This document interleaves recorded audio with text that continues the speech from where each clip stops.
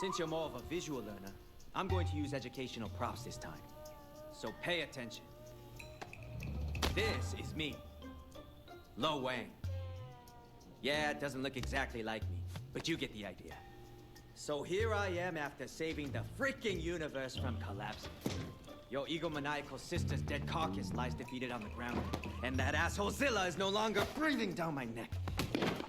Talk about a happy ending, right? I was expecting fireworks and champagne. Maybe an invitation to the Hall of Justice. Instead, the gates to the Shadow Realm open and, wait for it, a 10,000-year-old dragon comes fucking flying out!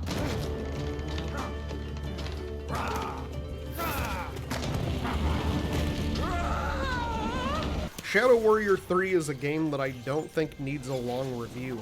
It's like reviewing avocado on toast. It's a very simple dish that you'd be hard-pressed to find a whole lot to say about. First things first, let's talk about the Shadow Warrior Reboot trilogy. If you haven't played the first Shadow Warrior Reboot game, go do that. It's a great first-person shooter with funny jokes, interesting characters, and engaging shooting and controls. Shadow Warrior 2, you could probably skip it.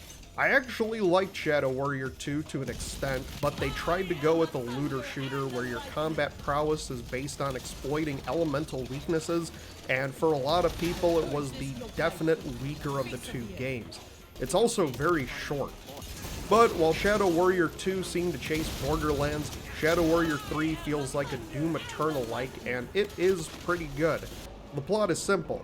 Lo Wang inadvertently released an all-powerful dragon god who has pretty much destroyed the world and overrun it with demons, killing most of humanity.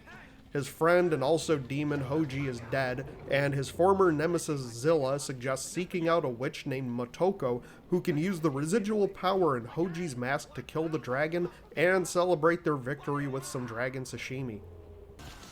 The gameplay loop of Shadow Warrior 3 is similar to Shadow Warrior 1, where the player moves from battle arena to battle arena, albeit the arenas in 3 feel smaller by comparison.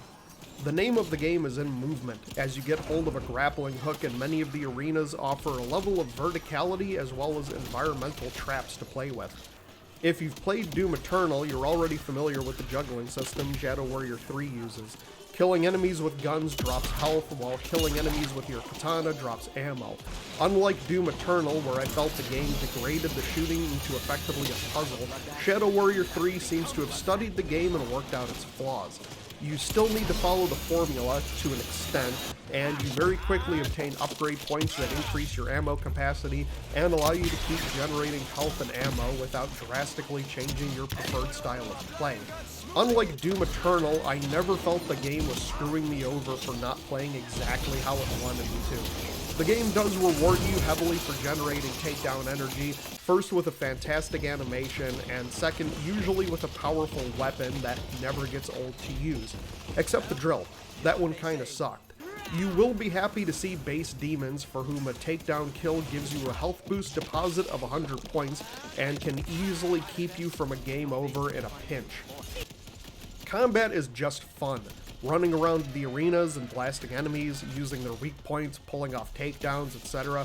Controls are tight, and my only complaint is that the game has a knack for getting you cornered by a swarm of enemies because of how many of them tend to spawn in some fights compared to the overall size of the arena. Also, I hate the Slinky Jakku and the Hattori. They are annoying. If you're looking for a difficult fight, turn up the difficulty. Standard mode is not particularly hard. Humor is exactly as immature as you'd expect. I mean, you're playing a guy named Lo Wang. While I found the humor entertaining, I will admit it did get old after a while. Not because of the jokes themselves, but the repetitive use of the same one-liners during gameplay. No joke is funny when you say it a dozen times in an hour. When I say the game is short, the game is short.